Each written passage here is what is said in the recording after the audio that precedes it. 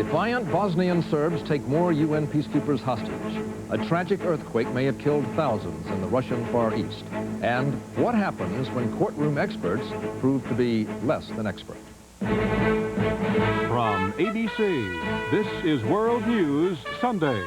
Substituting for Carol Simpson, here's John Cochran. Good evening. No let-up tonight in the latest Bosnian crisis. As leaders in Western capitals neared a decision on what they should do, Bosnian Serb forces claimed responsibility for shooting down a helicopter carrying Bosnia's foreign minister and 3 of his colleagues. All were killed.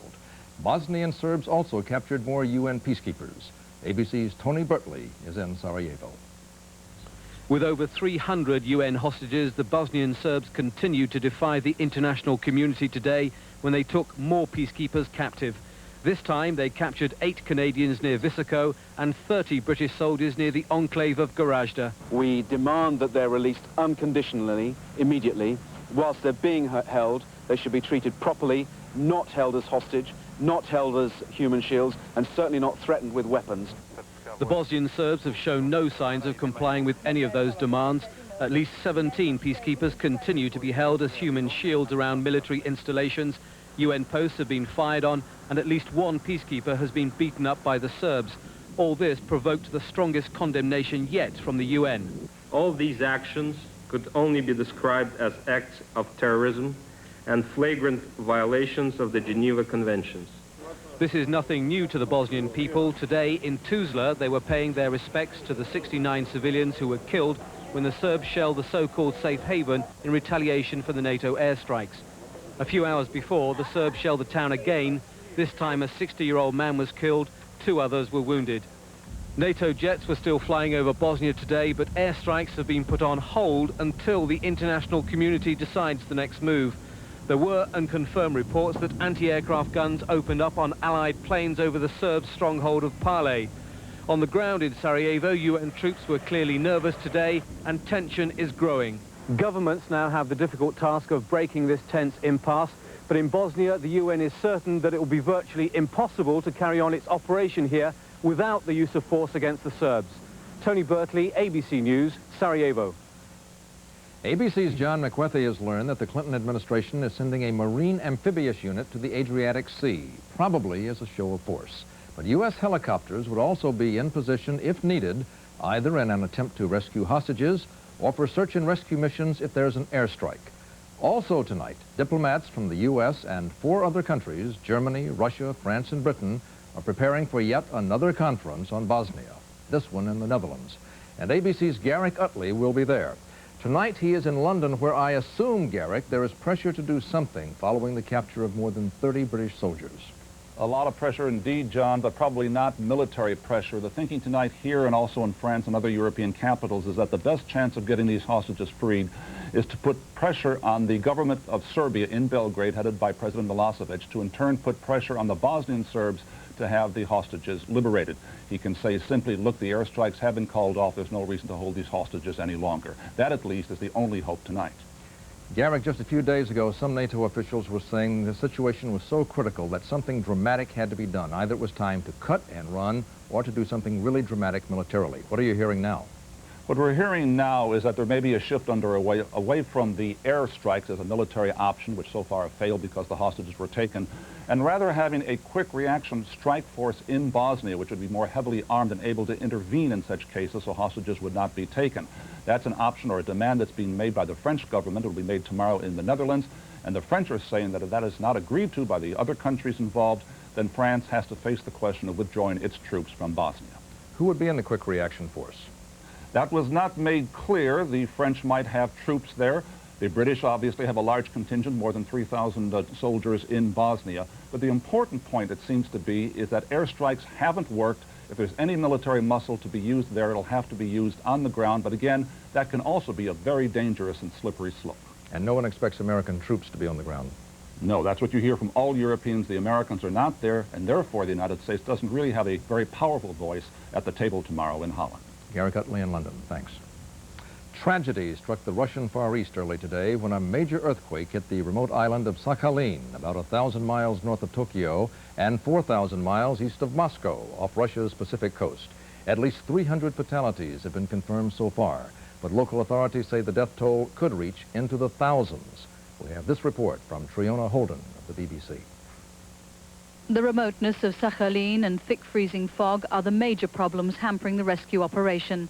The powerful earthquake, more than 7 on the Richter scale, knocked out lines of communication, so there's little information coming out of the area so far. Officials say what is known as the oil-producing town of Neftogorska appears to have been flattened. Over 2,000 people, more than half the town, are buried under rubble. At a press briefing in Moscow, the deputy foreign minister said this could be Russia's worst ever earthquake. It's the 3rd major tremor in the region in less than a year. The area is especially vulnerable because it's where tectonic plates, which make up the Earth's surface, meet. East of Sakhalin, the Pacific plate is sliding underneath the Eurasian plate at a rate of almost 7 centimeters a year. When the plates get stuck, huge stresses build up as the rock bends, and when it can bend no more, it shifts suddenly, causing an earthquake. Seismologists at the British Geological Survey in Edinburgh picked up the quake and say they've also registered an aftershock. Previous earthquakes in this area have produced quite long aftershock sequences, so it's quite likely that there'll be more aftershocks this time. Officials in Moscow say about 50 planes and helicopters have been flying emergency teams to the area. Mobile hospitals have been set up. But it's still nighttime in the Far East, and the darkness will slow down desperate attempts to rescue those who are buried. Triona Holden, BBC News. Still ahead, the biggest federal takeover ever of an urban housing authority. The questionable science and questionable testimony of respected courtroom experts. And on the fast track to eliminate the national speed limit. World News Sunday, brought to you by John Deere. Maybe it's because their frames are welded instead of bolted. Or because their decks are stamped from a single piece of steel. Or maybe it's the fact that they have the highest resale value in the industry. Oh, hey, I always wanted one of these. Thanks. But the truth is, when people are asked what kind of lawn tractor they'd like as a gift, Happy birthday, Dad. most say the same thing. It's National Lobster Month, now at Red Lobster. Crack it open, take a bite. Lobster lovers, tonight's your night. Fresh from Maine, Rocktown too. It's Lobster Month, just 1 month to enjoy 6 great lobster dinners and tasty lobster appetizers, all at special prices. Special time, special taste, if you're looking for lobster. Red Lobster's the place. While you enjoy lobster, your kids will love the $2.99 shrimp combo. In the biggest takeover of its kind, the Federal Department of Housing and Urban Development is assuming control of the troubled Chicago Housing Authority, whose entire board has resigned amid allegations of mismanagement and corruption. ABC's Erin reports that the federal action has been a long time coming. It is and has been for a long time one of the most troubled public housing projects in America, plagued with gang violence, drug dealing. In many sections, the buildings are run down, substandard, home to 100,000 of Chicago's poorest people. So great are the problems here, federal authorities said they've decided the only way to fix them is to take the whole thing over. This is no way for people to live, and as long as taxpayers' dollars are going into it and federal dollars are going into it, then we have a responsibility to get some results and performance for that. The federal government threatened to take over here once before, 8 years ago, but Chicago stopped it then and brought in Vincent Lane, a progressive whom many called a visionary. His mission? Change the projects. And he tried new, often controversial approaches to the crime problem. Full-scale, unannounced police sweeps of apartments here. And unarmed Nation of Islam guards were brought in to try to provide security against the gangs. Much of it, though, did not work, and many public housing residents say they were happy to see Lane resign and the feds take over. And hopefully the federal government can get things tip-top shape. The takeover may include, officials say, moving in federal agents to help provide security. What they plan to do is change the very way public housing works. Attempted before, but this time they hope to succeed. Erin Hayes, ABC News. Precautionary sandbagging operations are still underway in waterlogged parts of Illinois and Missouri, but it appears the danger may have passed. The rain has stopped and the forecast is for dry, sunny weather for the next few days. So far, levees are holding and water levels on the Illinois, Mississippi, and Missouri rivers are not expected to rise significantly. In Cambridge, Massachusetts, a shocking murder-suicide at Harvard University. A 20-year-old junior from Ethiopia, Tadisi Senedu, stabbed and killed her roommate and then hanged herself. Police took her to a local hospital where she died later. The motive for the attack is not known. When we return, controversial testimony from controversial courtroom experts. You're looking for something different. Imagine the lush taste of paradise. Tropical passion. New from Crystal Light. Pink strawberry with a kiss of kiwi. Passion fruit with a splash of pineapple. Light, refreshing, and just 5 calories. Tropical passion. New from Crystal Light. And now available in 16-ounce bottles. Where is it written that yard care has to be so complicated it takes all day?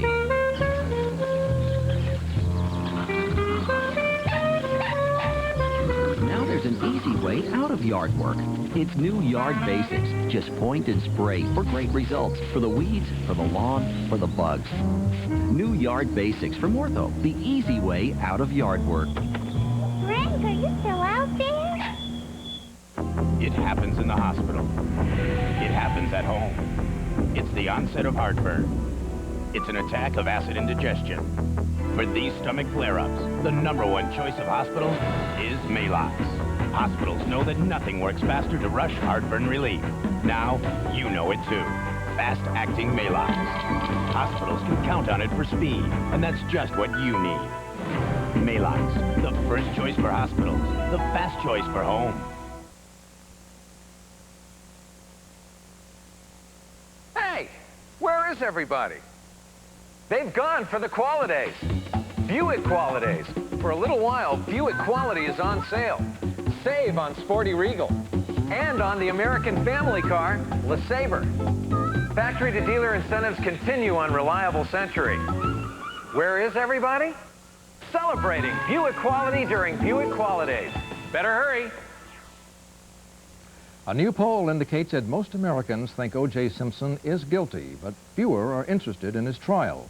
An Associated Press survey shows 61% of Americans think Simpson is guilty or probably guilty of killing his ex-wife Nicole and her friend Ronald Goldman. But the poll says only 29% are following the trial closely, and that's down from 38% in January. As any of the millions following the Simpson trial knows, criminal prosecutors rely heavily on expert testimony to win convictions from juries. Lay people tend to see expert witnesses as credible and authoritative. But ABC's James Walker reports that sometimes they are not, and it is no simple matter to undo the damage they have caused. The science is forensic science. It includes evidence such as fingerprints, hair samples, blood identification, DNA, and bite marks that help a jury decide guilt or innocence. It's also a highly subjective science. Today, controversy is swirling around our favorite of prosecutors, Dr. Michael West. He's a successful dentist and respected forensic researcher in Hattiesburg, Mississippi. By his own count, West has consulted or testified in hundreds of cases in more than 25 states. So we have a blue light shining onto his arm. It is West's recent use of a special blue light to study bite marks and wound injuries that's causing concern. Now, the purpose is to show what? That you can pick up or increase patterns through the use of the blue light that you can't see under normal daylight conditions.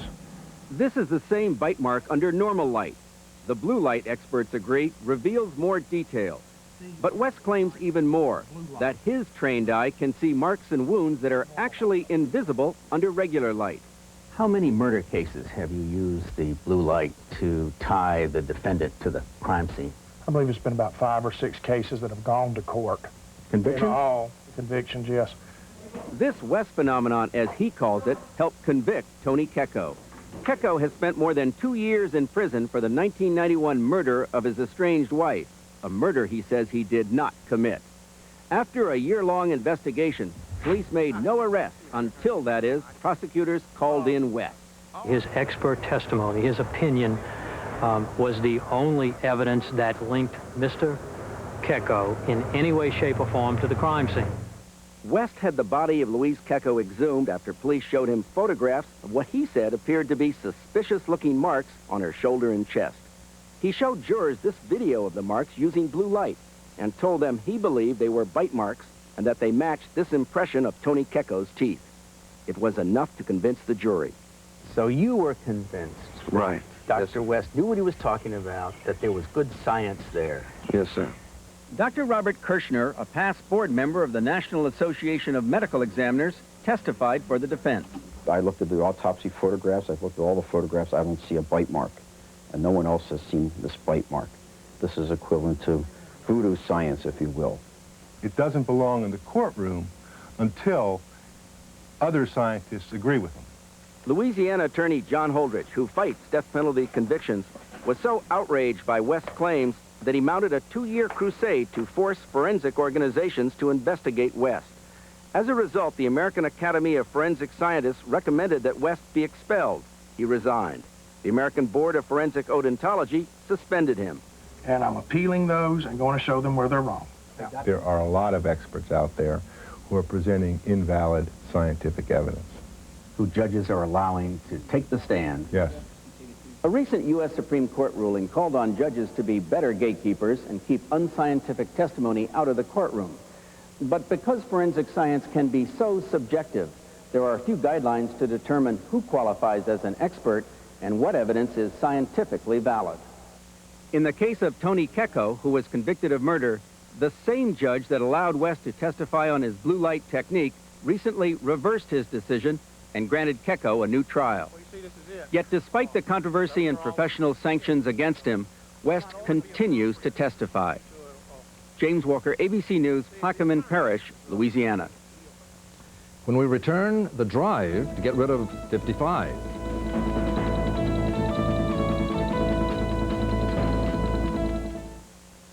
With trusting eyes, the children show minds open, hearts true, our spirits grow. The touch, the feel, the fabric of our lives. The touch, the feel of cotton, the fabric of our lives.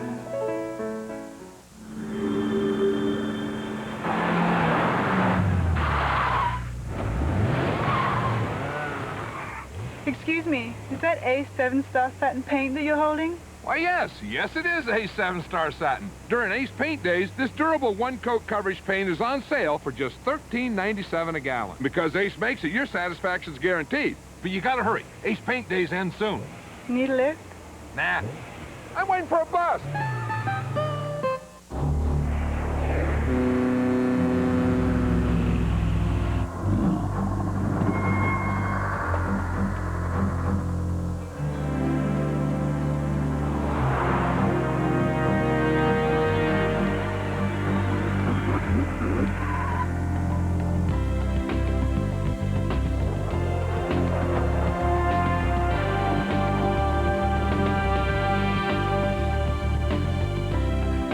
Why try Citracel fiber therapy? Listen to someone who uses it. From California, I recently switched from Metamucil to Citracel, and I'm very glad I did. Citracel is different. Effective as the others without producing excess gas. Citracel. Effective relief without the gas.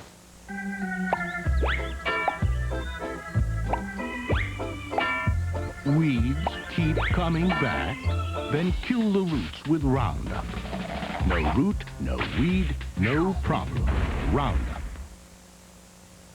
An estimated 26,300,000 motorists are on the road this Memorial Day weekend, each of them making trips of 100 miles or more. That record number of highway travelers is creating scenes like these all over the country. While they inch their ways to and from their holiday destinations, a national debate is heating up over how fast they can drive and who should make that decision. Here's ABC's Lisa Stark. Here in Montana, famous for wide open spaces, highways stretch for miles between towns. Cars are few and far between. A far cry from the New Jersey Turnpike, where cars and big rigs jam the roadway. But the two interstates share one thing. federally mandated national speed limits. It's one of those issues that simply doesn't lend itself well to one size fits all. Montana, like many other western states, wants the right to set all of its own speed limits with no federal controls. You ought to trust reasonable, rational people who have been able to take care of themselves for 150 years in a particular part of the United States to make those decisions for themselves. There are bills in both houses of Congress to eliminate the national speed limit. Supporters say it's a question of states' rights, and that's a popular refrain on Capitol Hill these days. But opponents warn what is at stake here is safety. I think we're going to sacrifice a lot of lives on the altar of states' rights. Highway deaths went down during the oil crisis of the 70s when Congress, in order to save fuel, forced states to lower speed limits to 55. The death toll went up after Congress 8 years ago bowed to public pressure and allowed speeds of 65 on rural interstates. Just this week, Maryland became the 43rd state to adopt 65. If the states are allowed to set their own speed limits, the speed limits will be set in many states at 70 miles an hour, maybe even 75 miles an hour. And what that means is people will be driving 80 miles an hour, and the excessive speeds are what really kill. The Department of Transportation says speed is a factor in 1/3 of all fatal crashes. And safety advocates warn an additional 2,500 people will die every year if limits are raised. Still, it is a difficult argument to sell on remote interstates. Good afternoon. How are you doing? The reason I stopped is you were going real fast, so. Many argue the national speed limit does not work because, according to one survey, 56% of drivers exceed it. In Montana, there is little incentive to follow it. The state, angry over the federal law, charges speeders just $5. You could write a check if you like, or you can mail it in. Okay. You'll take quarters. Sure. Congress will fight this fight as Americans take to the highways for summer vacation. Okay. Okay, thanks. Drive carefully. Lisa Stark, ABC News. This weekend officially kicks off the summer vacation season, setting the population explosions at the nation's beaches and swimming pools. Despite years of warnings about the dangers of too much sun, more than 1 million Americans will develop skin cancer in 1995. ABC's Thalia Assuras reports that a massive new public education campaign is underway to keep the problem from getting worse. Coming to 800 movie theaters around the country is not a movie, but a warning to teenagers working on that perfect tan. I use sunscreen to save my face for the big screen. And there is no mention of cancer. It's an appeal to vanity. The outcome is so far down the road that it's just not scary to folks, and especially kids. They feel invincible. But no one is invincible. In fact, the rate of skin cancer is up. Most alarming, the most malicious of the 3 types of skin cancer, melanoma. It has been increasing 4% annually since 1973, and estimates are that at least 34,000 new cases will be diagnosed this year. 7,200 people are expected to die. Malignant melanoma will spread and kill you in 6 months. But if detected early enough, skin cancer can be removed by surgery. Physicians say prevention is the solution. Like a rusty chain. If you bring the chain in every night, it won't get rusted. But if you leave it out, this time, day after day after day, it's going to rust. Especially important is keeping youngsters covered in the sun and avoiding sunburns. After all, say health officials, 80% of sun exposure occurs before the age of 18. Thalia Assuras, ABC News, New York. An exciting and controversial finish today to the Indianapolis 500. Jacques Villeneuve became the first Canadian to win the prestigious race. He assumed the lead after fellow Canadian Scott Goodyear was black flagged for passing the pace car on the last restart of the race, just 11 laps from the end. Today's race got off to a rocky start. In the very first turn, veteran driver Stan Fox slammed nearly head-on into the outside wall and was hit by another driver. Fox was rushed to nearby Methodist Hospital, where he is in intensive care after undergoing brain surgery. The Detroit Tigers and Chicago White Sox set a Major League Baseball record today with a total of 12 home runs in Chicago's 14-12 victory at Tiger Stadium. Together, they broke the previous record of 11 home runs in a single game. And we'll be back in a moment. Time to wash up. Isn't it just like Delta to design a stylish faucet that's practical, too? Give me that. So it's long enough to reach today's double and even triple sinks.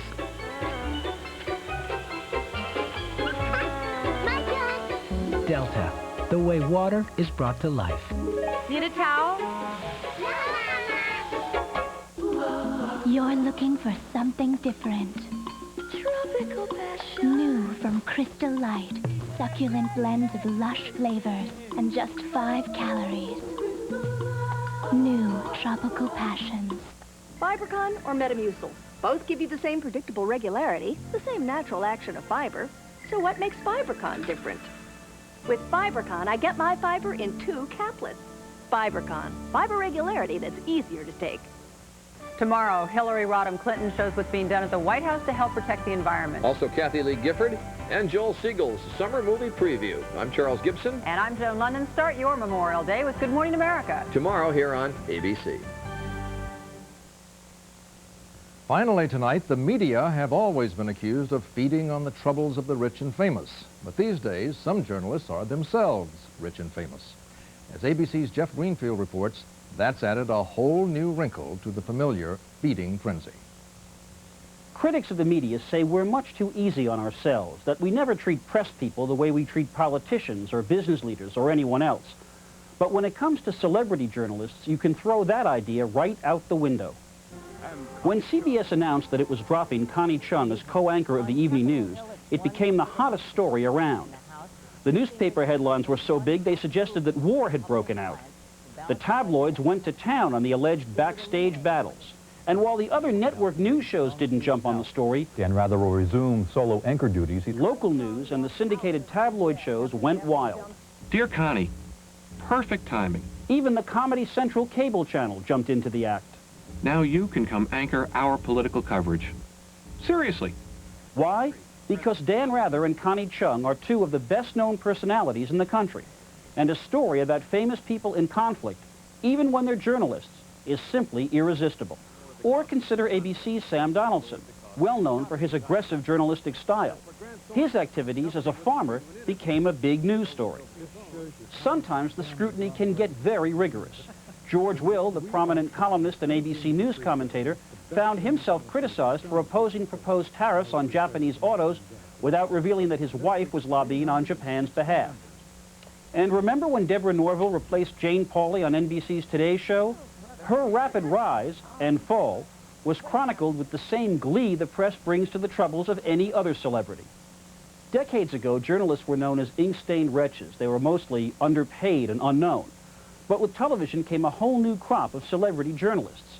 And like politicians and movie stars, these journalists found themselves in the middle of a Faustian bargain.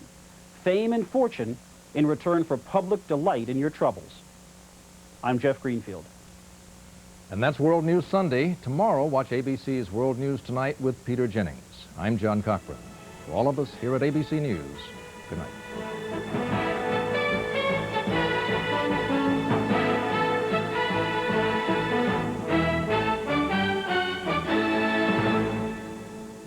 This has been a presentation of ABC News. More Americans get their news from ABC News than from any other source.